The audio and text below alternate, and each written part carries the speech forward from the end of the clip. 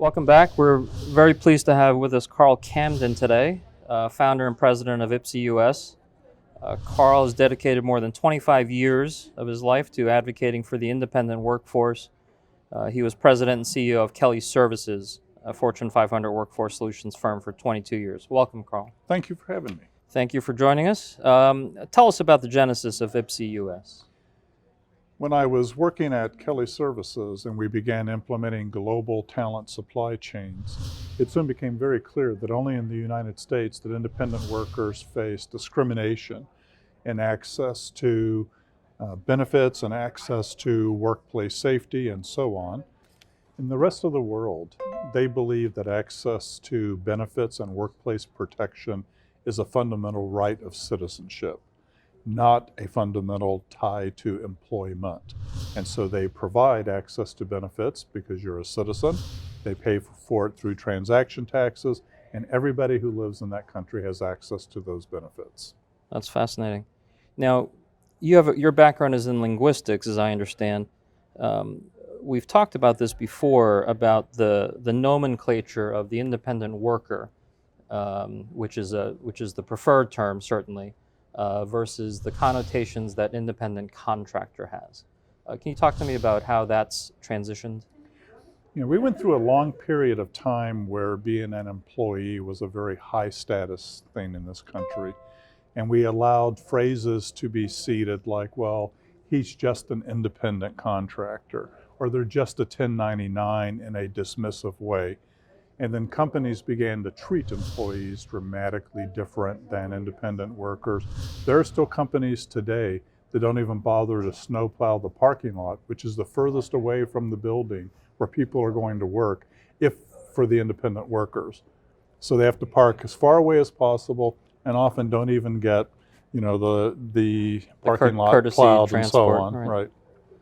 And in terms of their contribution to the economy, you mentioned that they're a third of the workforce. What does that translate into? Nearly $2 trillion of the U.S. GDP every year is produced by independent workers. They pay a tremendous amount of taxes. They support the government, they support the economy, but have no recognition and no official participation with the Department of Labor or anybody else to support their endeavors. The modern version of taxation without representation. Absolutely. At least in this case, it's regulation without representation. So are the state governments the problem? Is the federal government the problem? Where is the soft spot for you? The problem comes about because we decided that the uniquely American solution of tying benefits to jobs was a great thing, and we've been very reluctant to give it up. And then the unions adopted it as a way, when there were wage and price controls, as a way to increase compensation to employees by making these types of benefits available. So it's become custom. But it only survives now because in families you can take care of your children under a benefit plan until they're 27. Spouses, even if they have other income, can stay on the benefit. So we've built this gerrymandered house of cards, which is now beginning to collapse around itself. So if I'm an independent worker, I've got an election in this country coming up next year, does it matter to me which side I vote for? It doesn't matter which side you vote for, but it does matter who you vote for. In this particular case, there is strong Democratic support for our endeavors because they see us providing a very needed social safety net for independent workers. The Republican Party sees a very strong need for this because they believe it'll boost entrepreneurship and small business creation in this country.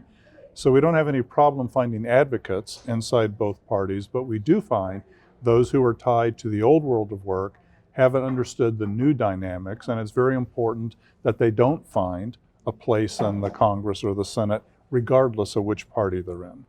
Well, you should be congratulated for finding an issue that they can be bipartisan about. Who knew?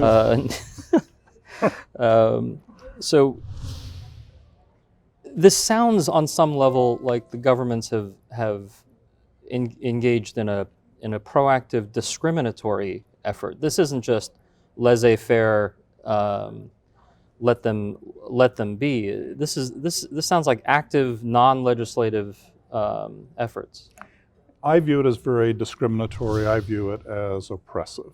If I was being a cynic, I would note that the government finds it easier to deal with tax collection when all the companies are the outsourced tax collector, whereas with independent workers, you have to deal with, since we don't have transaction taxes, you have to deal with them one at a time. Right. And I think that gives them some incentive. But again, they grew up with an ethos that their parents taught them, just like my parents tried to teach me, grow up, get a job, get a good job. And then I would say to my dad, what's a good job? Well, a good job is that you can work at for 30 to 40 years and they will take care of you. Well, when you say that now to college students, they burst out laughing. There is no belief that there's a good job that lasts 30 to 40 years and then where the company is going to take care of you. Right. That makes a lot of sense. Carl Camden, founder and president of iPSE-U.S. Thank you so much for your time, Carl. Thank you. The 2019 Converge2Xcelerate Conference is brought to you by IEEE, the world's largest technical professional organization for the advancement of technology. Boehringer Ingelheim, passionately working to improve healthcare. NASCO, advancing digital health together. iPSE-U.S, the Association of Independent Workers, for one, for all.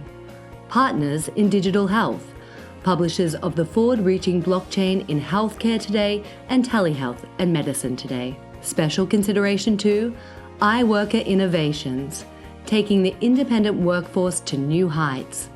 Connected Health Conference, designing for healthy habits and better outcomes. Haven Health Solutions, providing true blockchain transactional interoperability. Special thanks to Seaport World Trade Center for hosting us. And a special thanks to 1-800 Public Relations for all your PR and media support. We'll be right back after these messages. Don't go away.